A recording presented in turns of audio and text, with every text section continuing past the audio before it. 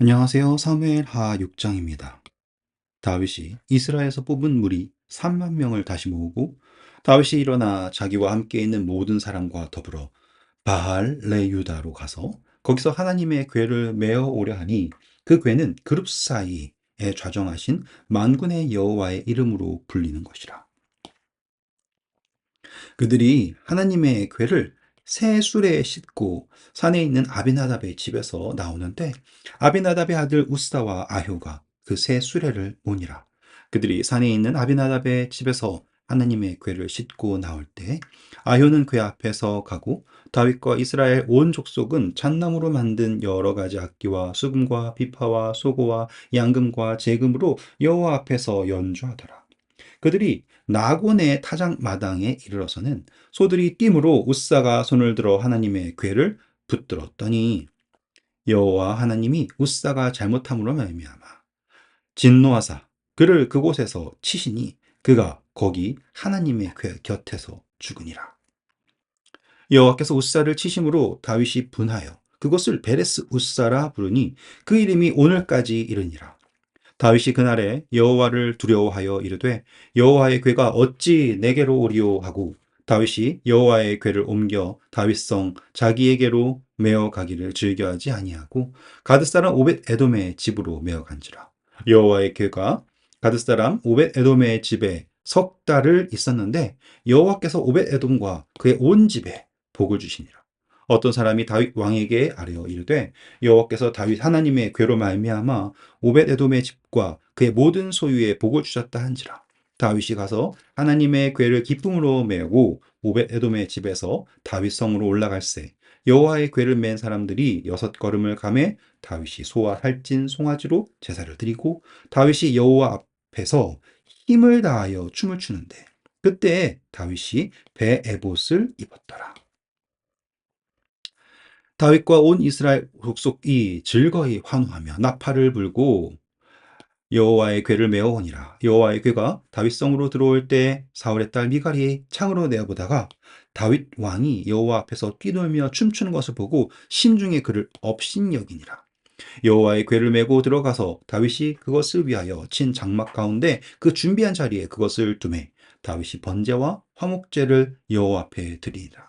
다윗이 번제와 화목제를 드리기를 마치고 만군의 여호와 이름으로 백성에게 축복하고 모든 백성 곧 온 이스라엘 무리에게 남녀를 막론하고 떡 한 개와 고기 한 조각과 건포도 한 덩이씩을 주매 모든 백성이 각기 집으로 돌아가니라. 다윗이 자기의 가족에게 축복하러 돌아오매 사울의 딸 미갈이 나와서 다윗을 맞으며 이르되 이스라엘 왕이 오늘 어떻게 영화로우신지 방탕한 자가 염치 없이 자기 몸을 드러내는 것처럼 오늘 그의 신복의 계집종의 눈앞에서 몸을 드러내셨도다 하니 다윗이 미갈에게 이르되 이는 여호와 앞에서 한 것이니라. 그가 내 아버지와 그의 온 집을 버리시고 나를 택하사 나를 여호와의 백성 이스라엘의 주권자로 삼으셨으니 내가 여호와 앞에서 피놀리라. 내가 이보다 더 낮아져서 스스로 천하게 보일지라도 내가 말한 바 계집종에게는 내가 높임을 받으리라 한지라. 그러므로 사울의 딸 미갈이 죽는 날까지 그에게 자식이 없느니라. 자, 오늘 우리가 살펴보아야 될 것은요. 자, 먼저 이 6장에서 말하고 있는 다윗이 왕이 되고서 그의 왕권을 확실하게 했을 때 그가 했던 최초의 선택이 무엇인가? 바로 하나님의 궤를 메어서 다윗의 성으로 가지고 오는 거였어요. 제가 가지고 온다는 표현이 좀 그렇지만 아무튼 뭐 궤를 모시고 온다 할 수 없잖아요. 그래서 지금 이 아비나답의 집에서 거의 70년 동안 궤가 밖에서 돌고 있었거든요. 그 궤를 데리고서는 와야 되는 상황입니다. 이해하시겠죠? 사울이 40년이고 그리고 사무엘 때까지 계산하면 그 정도 됩니다. 그런데 지금 이 수레에 싣고 나온다라는 거는 전혀 성경에 근거한 게 아니죠. 마치 블레셋 사람들이 처음 궤를 보낼 때 했던 것과 똑같은 모습을 하고 있는 거예요. 잘못됐겠죠? 그래서 그들이 여기서 막 이제 신나게 놀고 있는데 이 첫 번째에서는 일단은 궤를 수레에 싣고 온다라는 것도 잘못되었고요. 그리고 보시면 이 사람들이 괴를 데리고 오는데 어디까지 왔냐면 사람들이 이제 다윗과 온 족속이 악기를 가지고서는 막 놀아요. 그러다가 나곤의 타작마당에 이르러서 소들이 뛰었다고 합니다. 그때 우사가 손을 들어서 하나님의 궤를 붙들었다고 해요. 여러분, 만약에 여러분이 우사였다면 이 궤를 잡을까요? 안 잡을까요? 어떤 분들은 절대로 궤를 만져서는 안 듣는데 이걸 만졌네 라고 생각하실 수 있지만 잘 보세요. 이 궤를 수레에다가 어떻게 실어요? 그리고 이 아비나답의 집에서 이 수레래요. 법궤가 얼마나 오랜 기간 있었겠습니까? 이런 걸 생각해 본다면 단순히 우사가 하나님의 궤를 만졌다라고 해서 죽은 것이 아니라 장소가 중요합니다. 장소가 어디예요? 바로 타작마당이에요. 여러분, 이 타작마당이라고 하는 것은 매우 중요한 상징들이 있습니다. 그래서 룻도 타작마당에서 만나고 모든 것이 다 타작마당에서 이루어진다고 보시면 돼요. 예수님이 재림하실 때도 낫을 들고 오시는 것처럼 거기에서 우사가 이 왕을 비롯해서 온 백성들이 지금 하나님의 법궤를 잘못 대하고 있지 않습니까? 그렇죠? 그때 하나님이 온 백성을 다 치시는 게 아니라 딱 이 우사만을 치십니다. 그러면 여러분들 생각할 때 이 우사의 죽음이 어쩌면 온 백성들의 죽음을 대신한 죽음일 수도 있다라는 것을 여러분들이 여기에서도 보실 수 있게 될 거예요.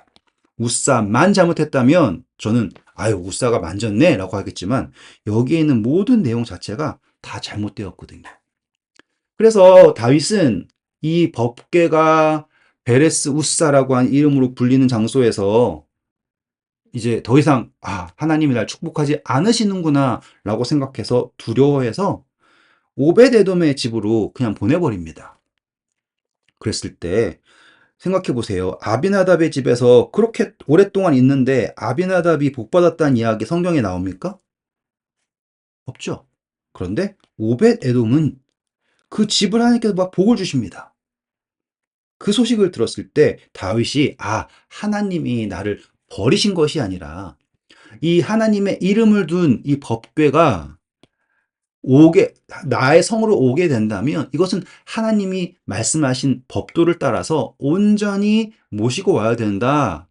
그냥 세상이 보기에 그럴듯한 방법이 아니라 하나님께서 말씀하신 대로 해야 된다라는 것을 깨닫고 드디어 이제 제사장의 어깨에 메어서 오게 하는 장면을 여러분들이 보시는 거예요.